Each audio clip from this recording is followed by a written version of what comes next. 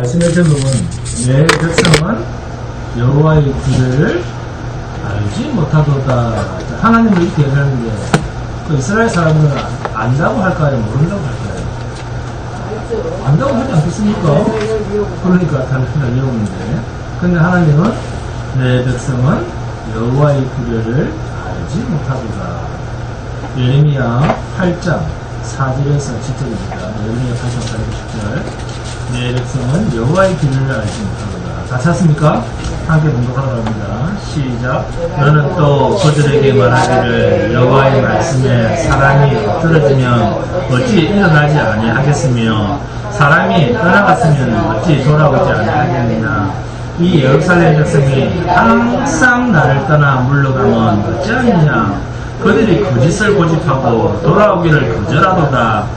내가 귀를 기울였다든지 그들이 정직을 말하지 아니하며 그들의 악을 뉘우쳐서 내가 행한 것이 무엇인고 말하는 자가 없고 전쟁터로 향하여 달리는 말같이 각각 그 길로 행하도다. 공중의 학은 그 정한 시기를 알고 산 비둘기와 제비와 두루미는 그들이 올 때를 지키거늘 내 백성은 여호와의 규례를 알지 못하도다. 참 이야기가 있습니다. 인간적으로 보면. 자, 제가 질문 하나 하겠습니다. 우리는 성도고 하나님의 약속의 백성이니까 내가 헌신하고 내가 노력하면 하나님이 요구하시는 하나님의 선 그리고 하나님의 의를 이룰 수 있겠습니까? 네, 인간 편에서는 제가 아무리 노력해도 하나님의 선과 의는 이룰 수가 없습니다. 그래서 복음이라는 말은 하나님이 일하신다. 하나님의 일하심으로 우리에게 주어진 일방적인 선물이다. 그 말입니다. 이것을 한 단어로 믿음이라고 합니다. 이것이 믿음이요 영생입니다. 그 생명은 하나님의 일하심으로만 성취되는 것이요 우리는 단지 그것을 누리기만 하는 것입니다. 하나님이 일하시지 않고서는 우리는 도저히 생명을 얻을 수 없구나 하는 이것을 우리가 성경을 볼 때 신약보다 구약에서 더 확실하게 알 수가 있습니다. 왜냐하면 이스라엘 백성이 출애굽 이후 아브라함 이후 더 거슬러 올라가서 아담 이후 자신의 행위로 하나님께서 요구하시는 의를 이루어서 영원한 천국의 생명에 이른 자는 아무도 없습니다. 그렇기 때문에 하나님의 일방적인 일하심으로 당신의 약속된 백성들에게 주는 그리고 주신 선물이 믿음입니다. 구약 백성들이 자신의 능력으로 언제 하나님을 제대로 믿은 적이 있습니까? 성경의 역사 전부가 그런 그들에게 하나님의 일방적인 일하심으로 그들 속에 믿음을 주신 것 아닙니까? 이러한 사실들을 아주 요약해서 메시지화해서 던진 것이 신약입니다. 구약은 긴 역사를 펼치면서 너희는 아니야. 그렇게 해도 너희는 못하잖아. 이렇게 하라고 해도 너희는 안 되잖아. 이 이야기를 수천 년간 하시는 거예요. 그렇다면 결국 하나님께서 우리에게 무슨 말을 하고 싶다는 겁니까? 내가 해야 돼. 내가 해야 돼. 응? 너는 죽어. 내가 해야 돼. 내가 해야 너희에게 생명이 주어지는 거야. 아멘? 우리는 성경을 읽으면서 이 진리를 알아야 됩니다. 자, 진리란 뭡니까? 하나님의 의도입니다. 그런 의미에서 구약은 구구절절히 하나님의 백성들의 실패의 자국들이 계속해서 나타납니다. 오늘 본문에서 주제구절을 뽑으라면, 자, 문자로 보더라도 뭡니까? 너희는 안 돼. 너희는 안 돼.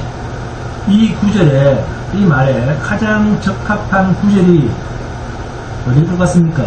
몇 절일 것 같습니까? 5절 아닙니까? 이 예루살렘 백성이 항상 나를 떠나 물러가면 어찌함이냐.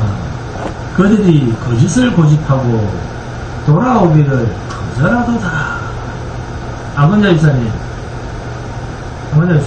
매주 교회 온다는 건데 매주 안 오니까 하나님 이런 말씀 하시잖아요. 지금 이 5절 말씀을 되짚어서 보면 인간 편에서, 이스라엘 백성 편에서, 유다 백성 편에서 하나님이 그들이 거짓을 고집하고 돌아오기를 거절하도다 이렇게 말씀하시니까, 아, 인간의 의지에 따라서 하나님의 요구에 순응할 수도 있고 거절할 수도 있구나 이렇게 보이시죠. 그리고 이런 구절만 나오면 목사들이 왜 하나님의 요구를 거절하십니까? 순종하셔야죠. 순종합시다.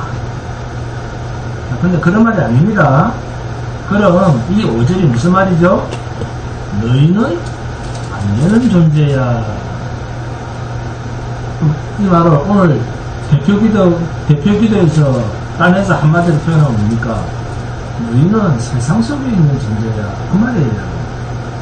네? 자, 본문 7절을 함께 공독합니다. 본문 7절 시작.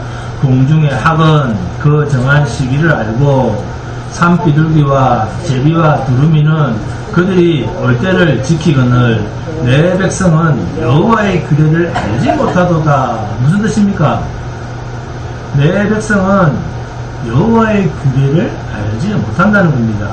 자, 속된 말로 여호와의 규례를 알고 말씀을 알고 하나님의 마음을 알아서 이스라엘 백성, 그러니까 성도 스스로가 아버지께서 무슨 말을 하실지 저는 잘 압니다. 그래서 알아서 척척척척 하나님의 요구에 순응할 수 있다는 겁니까? 할 수 없다는 겁니까? 할 수 없다. 모른다. 왜? 알지 못하도록 해놓았다는 겁니다.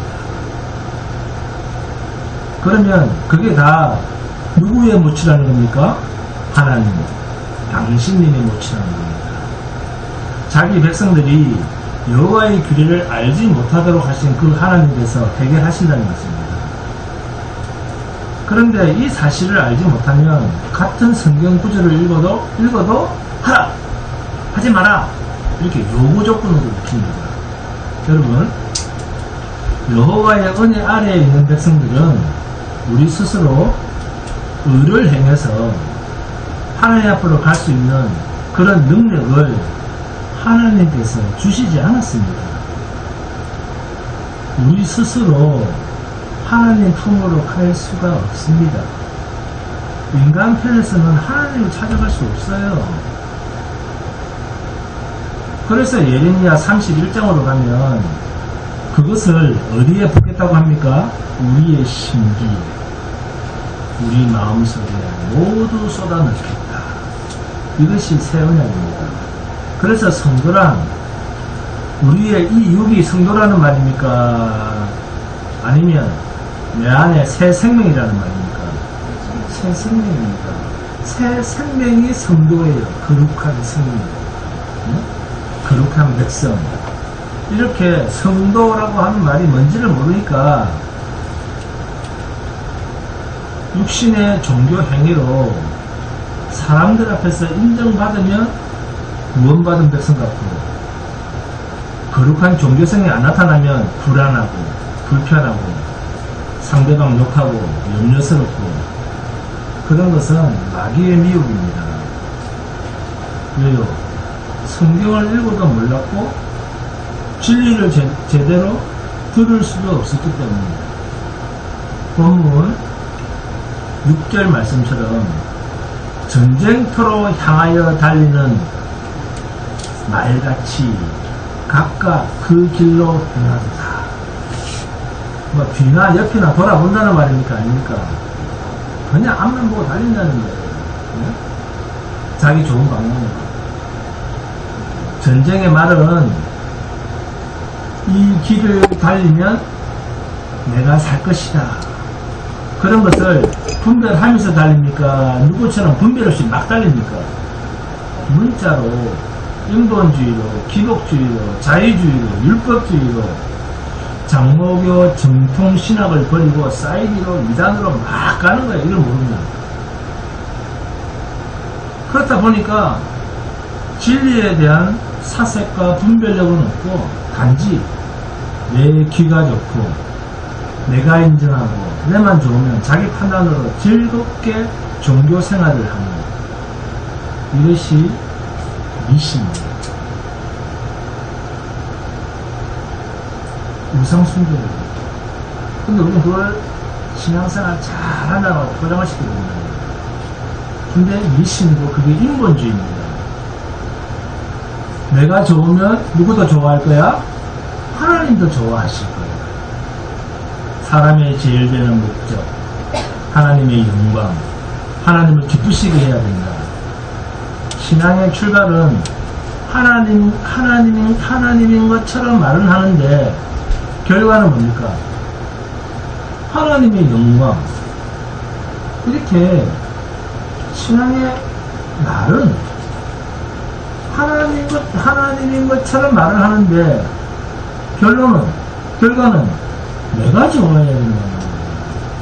아무나 일산 그렇지 않습니까? 그러면서 나는 예수 믿는 기독교인입니다. 내가 좋아해야 되는데 나는 예수 믿는 기독교인입니다. 이렇게 말과 성경 해석이 일치가 안 되는 그런 신앙생활을 우리가 하고 있다는 겁니다. 너희는 먹든지 마시든지 하나님의 영광을 위하여 하라. 하나님의 영광이 뭐죠?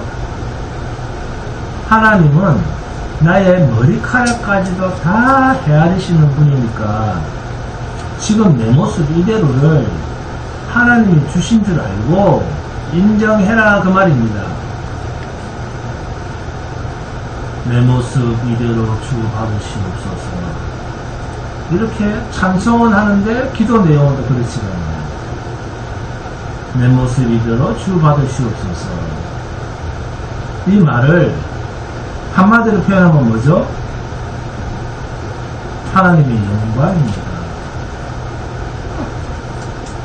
우리의 이 죄된 육신의 모습, 여러분의 그 모습, 하나님은 이미 다 알고 계십니다.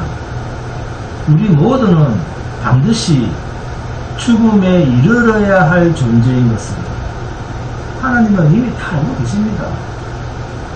그런데도 아닌 척 사는 거예요. 그래서 우리의 이 모든 위선들이 하나님 앞에서 저주거리가 되는 겁니다. 자존심을 죽이고 살아야 됩니다. 자존심이 살아있다는 것은 아직도 내가 하나님 앞에서 살아있다는 것입니다. 내가 죽어야 성령의 일하심이 보입니다. 자, 본문 7절입니다. 내 백성은 여호와의 규례를 알지 못하도다 하셨다. 이것이 복음입니다. 선지자 예레미야에게 예레미야야, 내 백성 이스라엘 백성에게 예루살렘에 거하는 백성들에게 이 말을 해라. 너희는 여호와의 규례를 알지 못하는 자야. 자, 이걸 글자대로만 읽으면 완전 절망이죠. 완전 저주입니다. 그러나 이 말 속에는 하나님이 일하시는 하나님의 못이 있다는 겁니다. 왜? 하나님께서는 자기 백성들에게 여호와의 규례를 알지, 왜 하나님께서는 자기 백성들에게 여호와의 규례를 알지 못하도록 하셨을까요? 여기서 알다라고 하는 것은 지식이 아닙니다. 하나님을 경험케 한다라고 하는 말입니다. 성도는 진리인지 아닌지를 구분할 줄 아는 사람입니다. 왜요? 성도에게는 진리의 영이 계시기 때문에. 그런데 이걸 구분하지 못하는 사람은 종교심만 있는 사람입니다. 그런 사람은 하나님의 말씀인지 마귀의 소리인지에 대한 분별력에 대한 부끄러움이 전혀 없습니다. 특히 이단에 빠진 사람들이 분별력이 더 없습니다. 일방적입니다. 좀 더 쉽게 말하면 자식이 공부를 안 하면 너 왜 공부 안 해? 하고 부모가 꾸짖습니다. 성경도 이렇게 부모 자신이 진리의 길로 먼저 가서 그리고 또 먼저 바로 돌아와서 자식을 돌아오게 해야 됩니다. 부모 자신이 먼저 이제는 진리가 그 어떤 것보다도 가장 소중한 재산이며 가장 큰 무기라고 하는 이런 가치관으로 회복되어서 자신의 가족들을 전도할 줄 알아야 됩니다. 그런데 하나님의 백성인데 하나님 앞에서 무엇이 부끄러운지를 분간치 못하는 사람, 예수 믿는다고 해서 세상에서 못 살 이유가 뭔데? 세상 거 누리지 못할 이유가 뭔데? 자, 이런 말 자주 하는 사람 많이 있죠. 하나님도 믿고 세상도 하나님이 지었으니까 내가 잘 돼야지. 그런데 이런 사람이 예레미야 시대에서도 많이 있었습니다. 자, 본문 4절입니다. 나는 또 그들에게 말하기를 여호와의 말씀에 사람이 엎드러지면 어찌 일어나지 아니하겠으며 사람이 떠나갔으면 어찌 돌아오지 아니하겠느냐. 자, 이 4절 말씀과 완전하게 충돌되는 말씀이 있습니다. 예레미야 13장 봅니다. 예레미야 13장 23절입니다.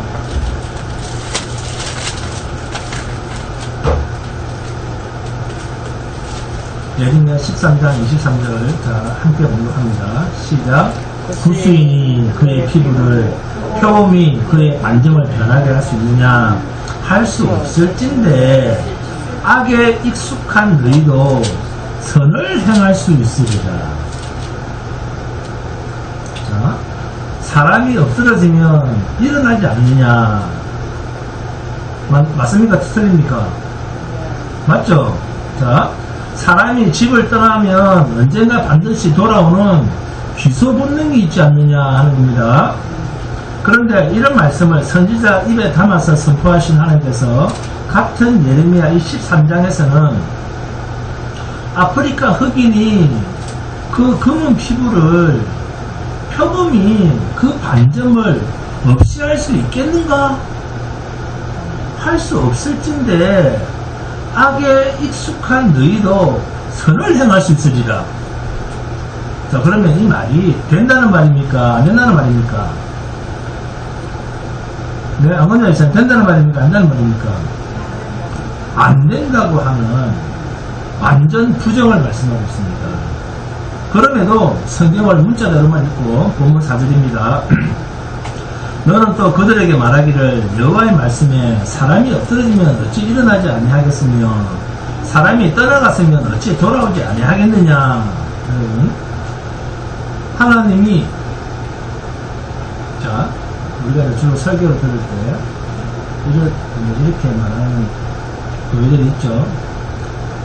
하나님이 돌아오라고 하지 않습니까? 돌아갑시다. 하나님이 화가 나시나 봅니다. 일어납시다. 자, 그렇게 해줍시다.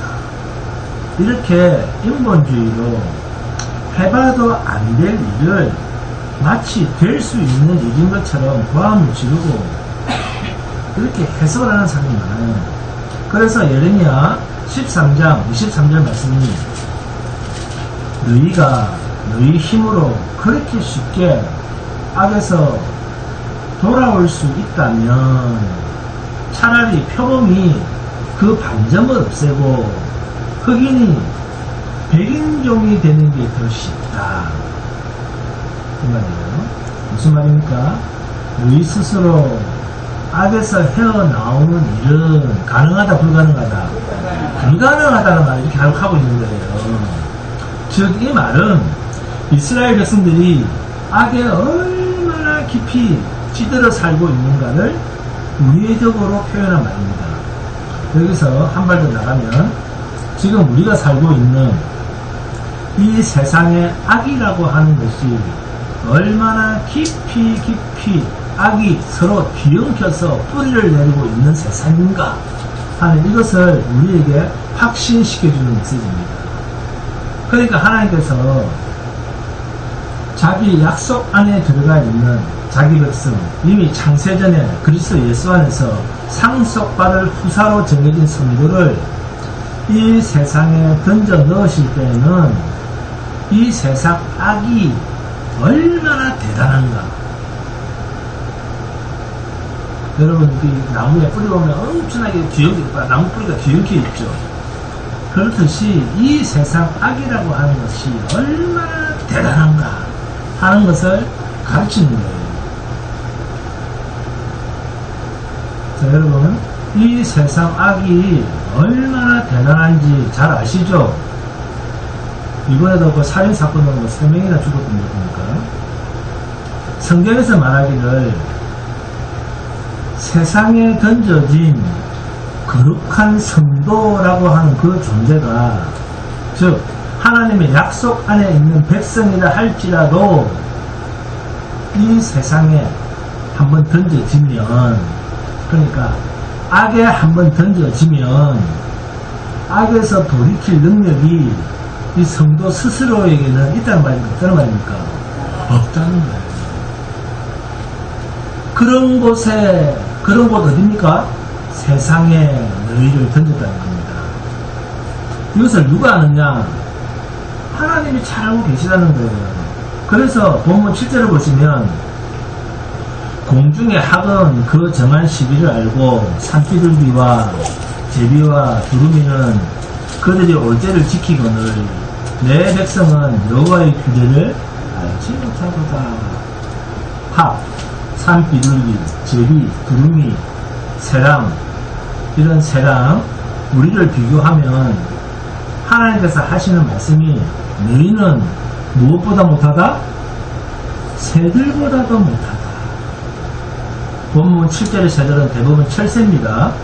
그중 비둘기가 가장 회귀 본능이 강하다고 합니다. 철새들은 때가 되면 회귀 본능으로 인해서 반드시 자기 본영으로 돌아오는데, 그런데 너희는 이 새들보다도 못하구나. 새들은 자신들의 회귀 본능으로라도 돌아오지만 너희는 아예 안 되는구나. 아모스 8장 12절에서도 철새보다 못한 회개 본능도 안 되는 존재라고 자기 백성을 질타하고 계십니다. 아모스 6장 12절입니다. 말들이 어찌 바위 위에서 달리겠으며 소가 어찌 거기서 밥 갈겠느냐. 그런데 너희는 정의를 쓸개로 바꾸며 공의의 열매를 쓴 쑥으로 바꾸며 짐승들도 본능적으로 하는 그 일을 너희는 인간의 본능조차 버리고 인간의 본능, 이 인간의 본능조차도 버리고 악의 길들이 있구나. 하나님께서 우리에 대해서 아무런 기대를 하지 않습니다. 그런데 이런 본문을 보고 도대체 이스라엘 사람들 어떻게 인간이 저렇게 악할 수가 있어요? 이렇게 성경을 보시면 안 됩니다. 왜요? 이 세상 악이 누구에 의해서 주장되어지는 강력한 세력하에 있는 정체성인가 하는 이것을 바라는 겁니다. 이 세상은 누가 왕노릇하고 있는? 그렇습니다. 마귀가 왕노릇하고 있는데 그 마귀의 힘, 파워가 하나님의 거룩한 백성조차도 회개의 본능이 안 될 정도로 강력하다는 거예요. 믿어지십니까?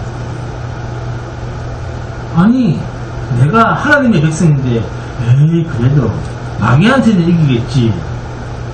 아무나 이사님 그렇게 생각하십니까?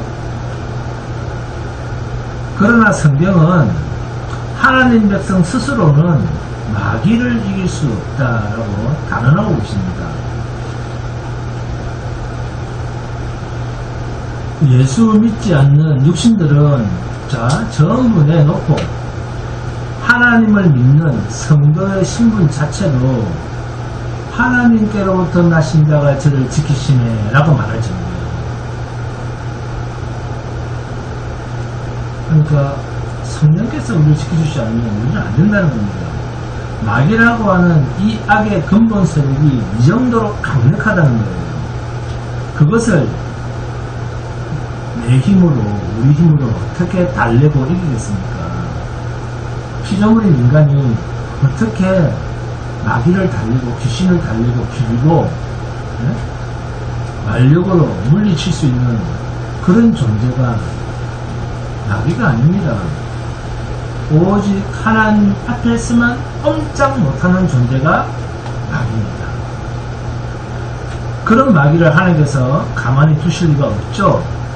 자, 그렇다면 역사 속에서 마귀라고 하는 눈에 안 보이는 이 악의 근원, 마귀라고 하는 존재의 강력함을 어딘가 하나님께서 쓰시고 계시다는 겁니다. 그 메시지가 애국, 아수르, 바벨론, 로마 황제, 이런 세상 나라들입니다. 이런 왕들을 마귀의 그림자로 하나님께서 우리 인간 역사 속에서 드러내신 거예요. 마귀는 우리 스스로 만질 수도 없고 볼 수도 없고 경험할 수도 없는 그런 존재가 아닙니다. 그래서 우리의 역사 속에서 하나님께서 마귀의 예표로, 마귀의 그림자로 나타낸 것이 이방나라, 세상 나라에서 가장 힘이 세었던 이 시대로, 우리 시대, 지금 이 시대로 말하자면 뭐 러시아, 뭐 북한, 중국 등 공산주의나 비기독교 국가, 그리고 기독교 국가이기는 하지만 절대 강대국 미국이라고 말할 수 있습니다.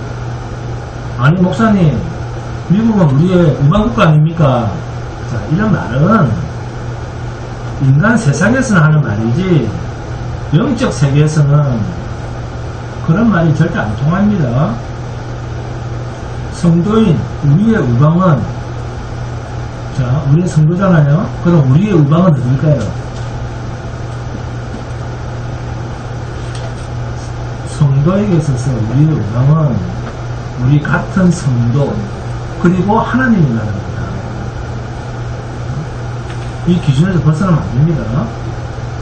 성도 외에, 하나님의 나라 외에는 우리에게 우방이란 말이 없습니다. 주님이 피로 사신 교회, 주한교회 외에는 나와 함께 해줄 수 있고, 나와 함께 할 수 있고, 가장 나와 같은 동일체, 나도 교제하고 나도 교제받을 수 있는 유일한 생명체는 교회밖에 없습니다. 어떤 교회? 주님이 피로 사신 교회. 이렇듯 하나님을 끊임없이 버리고 떠남으로써 여호와의 강력한 심판을 받을 수밖에 없는 신분인 그 유다 백성. 결국 이렇게 끝이 나는가? 자, 그런 존재들에게 하나님의 오래 참으심, 하나님의 약속의 성실하심, 그리고 그 약속의 성취에 대한 확고한 하나님의 능력, 자, 이런 것들이 말씀 속에서 이끌어지고 담겨 있습니다. 자, 본문 10절 봅니다. 하나님께서는 자기 백성들에게 맡겨놓은 하나님의 일이란 단 한 가지도 없습니다. 그래서 복음이라는 거예요. 우리가 무엇을 해야 됩니까?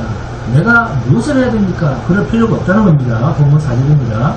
너는 또 그들에게 말하기를 여호와의 말씀에 사람이 엎드러지면 어찌 일어나지 아니하겠으며 사람이 떠나갔으면 어찌 돌아오지 아니하겠느냐. 회개하라. 돌이켜서 돌아오라. 하나님께서는 계속해서 이런 말씀을 하십니다. 그러나 하나님의 택함을 받은 유다 백성들은 그 회개 본능조차도 행사할 수 있는 능력이 없습니다. 왜? 왜요? 악이 왕인 세상이기 때문에. 그것을 아는 이 세상 마귀는 저 예수 믿는다는 백성들 꼬라지하고는, 저 꼬라지가 예수 믿는 사람들이 꼬라지가 네가 그러고도 예수 믿는 사람이야? 이렇게 무시를 하는 것이 아니라 아예 하나님께서 세상 마귀에게 자기 백성들만 마귀의 타켓이 되어서, 말만 하는 게 아니에요. 아예 자기 백성들이 타켓이 되게 해서 괴롭힘을 당하도록 하신 것이 하나님의 비밀한 일하심이라는 것입니다. 로마서 8장에 나오지 않습니까? 성령이 우리가 하나님의 자녀인 것을 증거하시기 위해서 어디다가 성령이 우리는 하나님의 자녀입니다 라고 하는 것을 증거하기 위해서 우리를 어디다가 보낸다고요? 고난이라고 하는 주의 죽으심과 같은 폿으로 우리를 던져놓았다 이렇게 얘기합니다. 즉 너희는 안돼, 너희는 악할 수밖에 없어. 그러면서 누구한테 우리를 던졌다고요? 악한 자, 우리 죄의 모든 심판을 누구한테 맡기고 있다는 겁니까?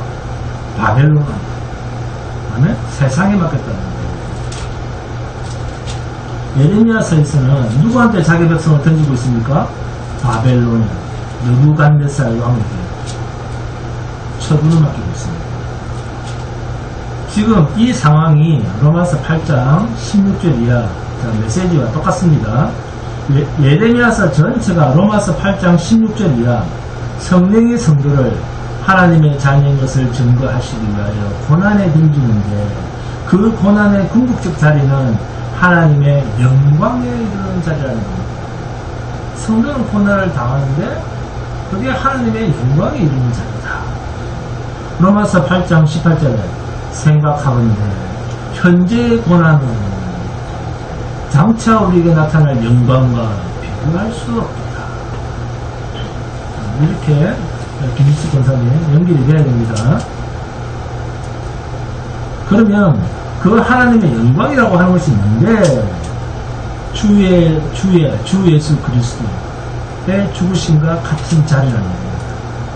그러면 세상 임금 마귀의 예표로 제시된 바벨론 느부갓네살 왕에게 유다 백성들을 통째로 던지고 있다는 것은 저주겠습니까? 아니면 자기 백성들이 하나님의 영광에 이르는 하나님의 비밀한 계시적 활동일까요? 그렇습니다. 고난을 통한 자기 백성들의 영광에 이르는 길이라는 겁니다. 세상에서 철저하게 어려움을 당하는 자가 하나님의 백성이다, 이런 이야기가 성경에서 계속 나옵니다. 근데 이걸 모르고 우리는 기도할 때 Why me? 왜 나한테 이런 고난이 있습니까? 이렇게 기도하는 게 그게 아니에요. 본문 4절에서도 너는 또 그들에게 말하기를 여호와의 말씀에 사람이 엎드러지면 어찌 일어나지 아니하겠으며 사람이 떠나갔으면 어찌 돌아오지 아니하겠느냐. 단순한 의문문 같고 가정문이고 문법적으로 보면 굉장히 어려운 표현입니다. 회개하고 다시 하나님 품으로 돌아올 마음이 없는 그 유다 백성들을 향해서 하나님께서 그런 그들에게 회개를 촉구해야 되는데 회개하고 돌아와 그래야 되는데 오히려 하나님께서는 그들에게 회개를 촉구할 마음이 없다 라고 하는 의도가 단순한 의문문으로 구성시키지 않고 가정문과 함께 구성시키면서 반어법적으로 너희는 도무지 돌아올 수가 없는 자들이야 라고 하는 강조법으로 이중적 의문문으로 이런 반어법적인 표현을 씀으로써 너희는 스스로는 돌아올 수 없게 되어 있어 라고 하는 아주 강력한 강조를 하고 있습니다. 너희는 악에 거짓에 우상노름에 너무너무 심각하게 넘어져 있는데 그런 너희가 어떻게 해서 일어날 생각조차 하지 않고 그 자리에서 계속 자빠져 있느냐. 그런데 이것만 보면 이제 그만 일어나, 속히 일어나 이렇게 촉구하는 이야기처럼 보이는데 그게 아니라 일어날 그 가능성조차도 없다는 것을 선언하시려고 이 반어법으로 이런 이중 강조법을 쓰고 있다는 거예요.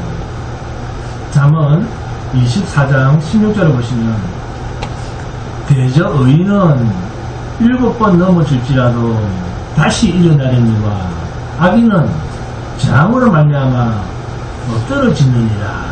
예? 자, 들어보시니까 어떻습니까? 복음 생명같이 들립니까? 아니면 저주같이 들립니까?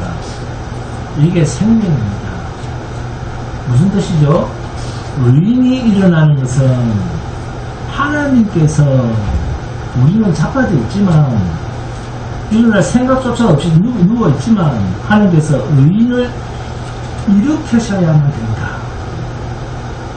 의인은 7번 넘어져도 누가 일으킨다? 하나님이 일으킨다는 거예요. 내가 일으켜. 이 말씀을 이렇게 표현한 것입니다. 의인이라고 하는 말은 무슨 말입니까? 하나님께 속한 자라는 뜻이에요. 그러니까 인간이 어떠한 행동을 하면 의인의 반열을 서게 된다. 그런 말이 아닙니다. 성경이 왜 이러한 이야기를 하는가? 예레미야서 23장 14절입니다. 내가 예루살렘 선지자들 가운데도 가증한 일을 보았나니. 자, 예레미야서 보세요. 23장 14절입니다.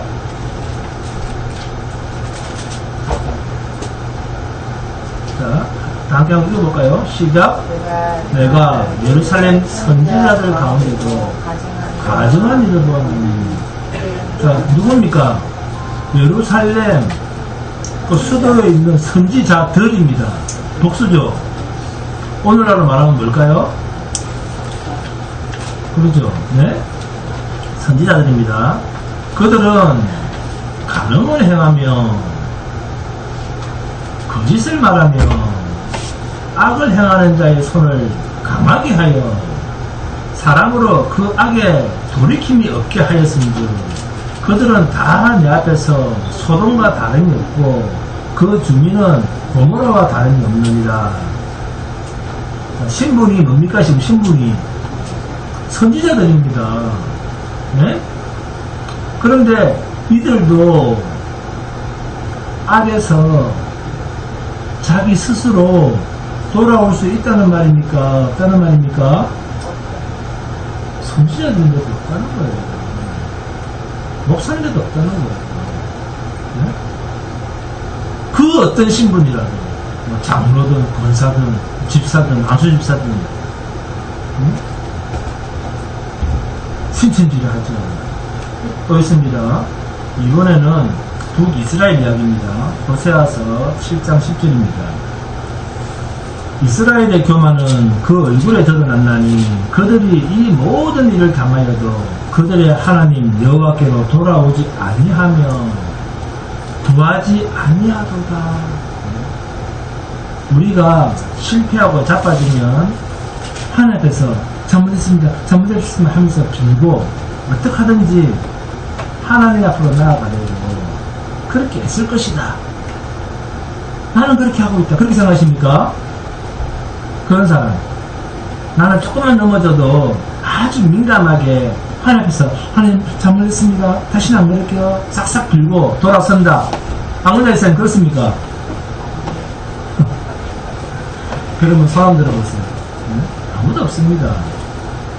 그래서 하나님께 회개라고 하는 것은 하나님 자기 백성의 의지로 하나님께로 얼굴을 돌이키고 하나님과 마주하는 그것을 회개라고 하지 않습니다.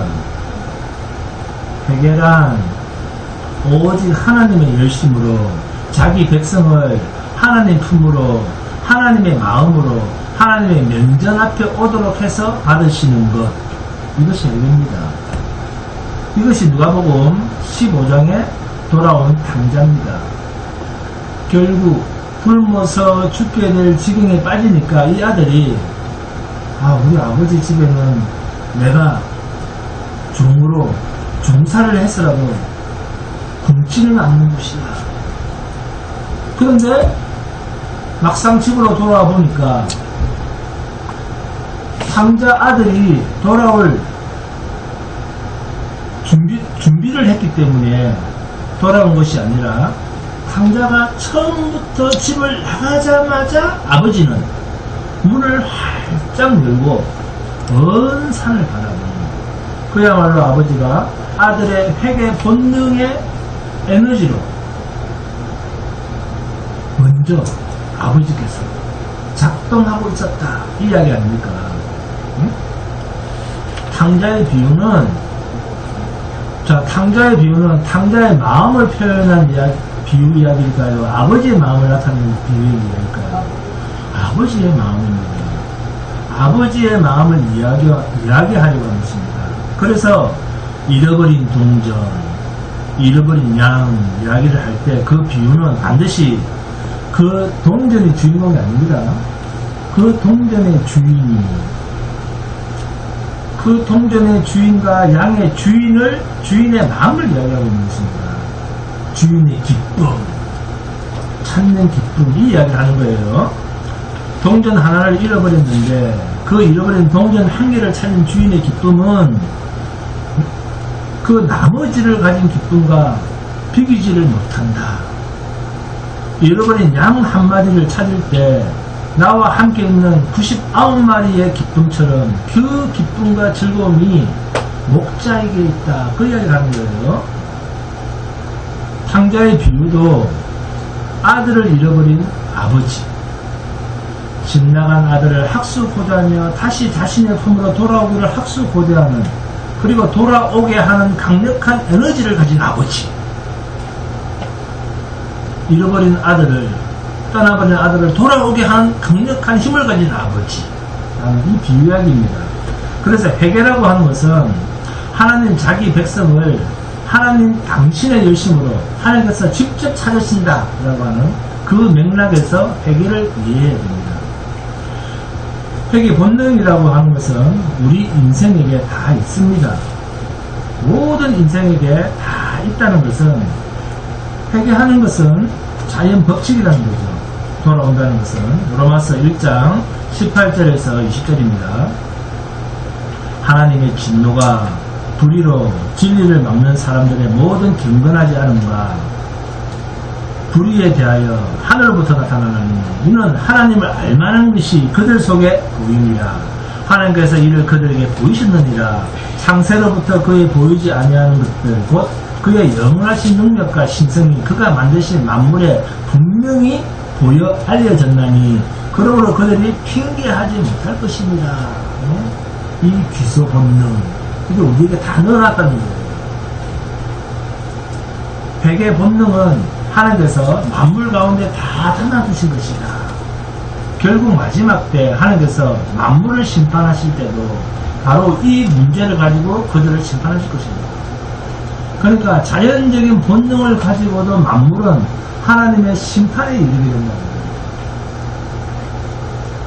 세상 속에 있었던 죄로 심판을, 성도는요 그리스도 예수 안에서 심판을 받는다. 할렐루야.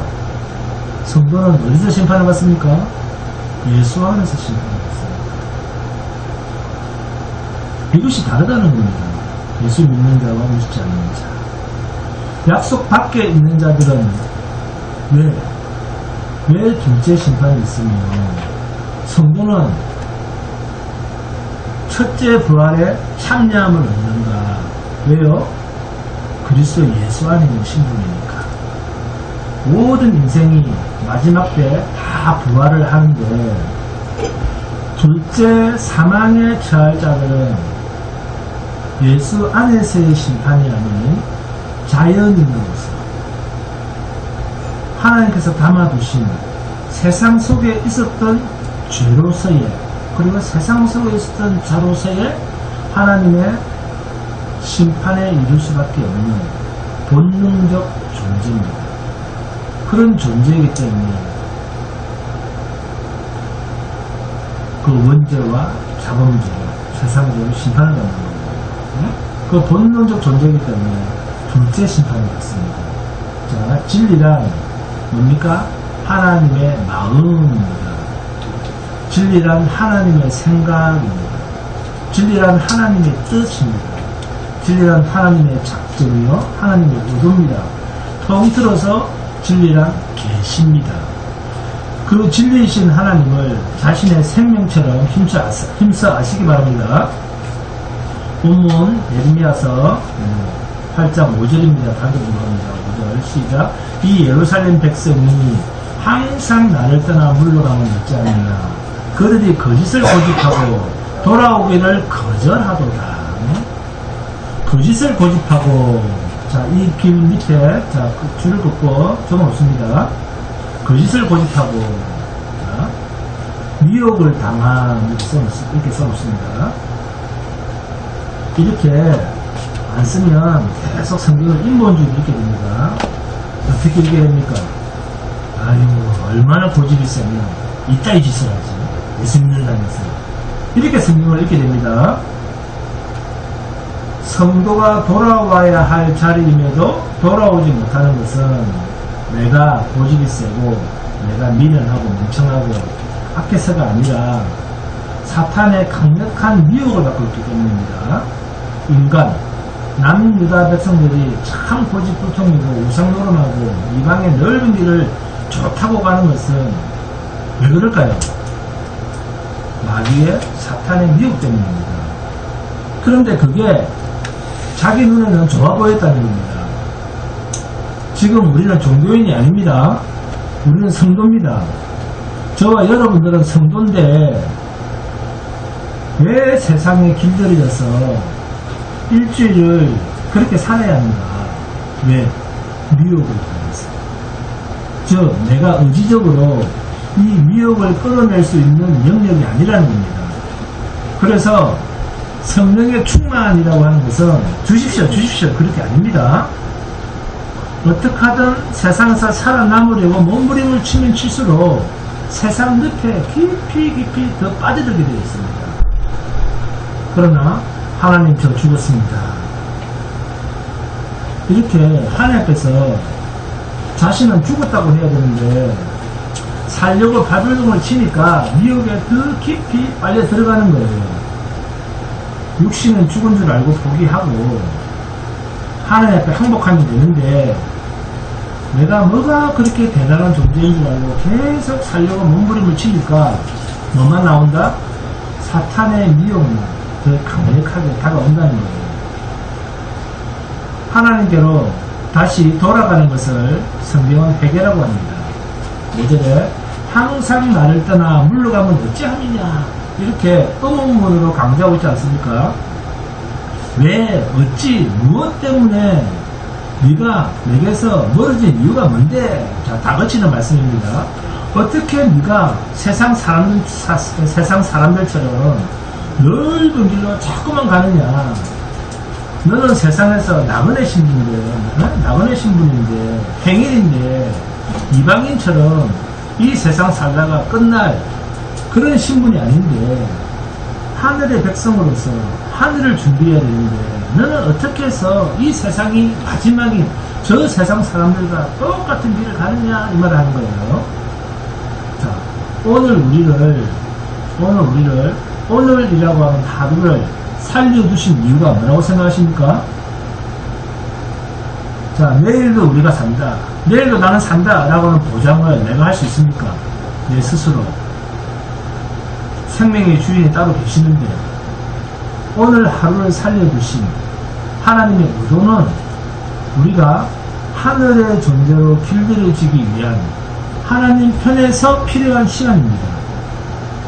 내가 필요해서 하루를 더 사는 것이 아니라 하나님 편에서 마귀의 종노릇하는 이 육신이 죄에 길들여 있는 이 육체의 목숨을 살리면서까지 내 안에 새 생명이 하늘에 적합한 존재가 되도록 하나님이 일하실 시간이 필요해서 하나님이 오늘 하루 나를 살려두시는 거예요.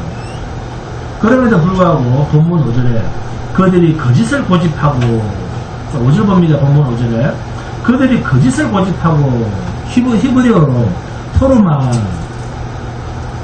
토르마라고 합니다.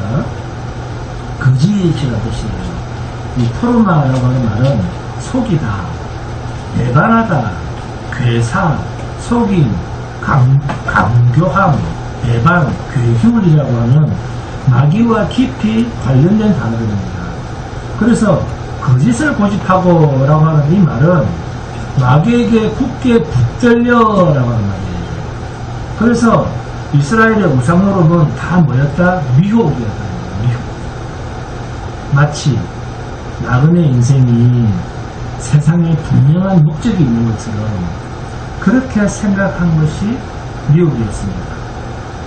눈에 보이는 인생이 이 세상 것을 가지고 더 가져야 되고 잘 떼야 된다는 것이 마귀의 미혹이었습니다. 저들이 그렇게 된 것은 진리의 지식이 없었기 때문에 마치 눈에 보이는 이 세상 것이 하나님의 복인 양 생각을 했다는 겁니다. 세상 사람들이야 당연히 분별할 능력이 없으니까 그렇다 하더라도 성도가 그러면 어떡하자는 겁니까? 그래서 진리를 아는 것, 예수를 아는 것이 뭐다? 복이라는 겁니다. 그들은 거짓을 고집했다. 고집했다라고 하는 말은 무슨 말입니까? 확고부동하게 붙잡았다 그 말이에요.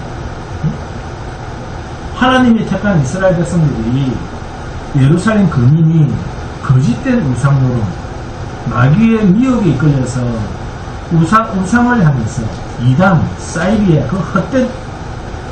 그 헛된 기대를 걸고 그것이 정말 확고부동한 것처럼 고집스럽게 그것에 매달려 있는 모습을 보였다. 이것이 거짓을 고집하고 라고 하는 말이 의미입니다. 마치 이 세상과 이 세상에 있는 것들이 하나님의 복인 것처럼 생각해서 주렁주렁 매달려 있는 어떤 것들을 악착스럽게 따려고 길을 쓰는 모습, 그 장면을 한번 상상해 보시기 바랍니다.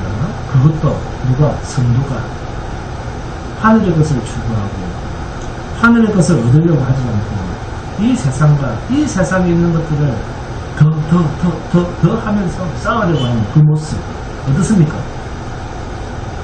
성도는 하나님 안에서 한 생명나무입니다.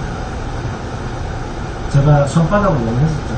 손가락이 각각 다 다른 것 같지만 결국에는 손이라고 하는 하나의 가치 있듯이 성도는 하나님 앞에서 한 생명나무인데 하나님께서 먹이시는 생명의 열매는 먹을 생각을 안 하고 생명나무보다 무엇?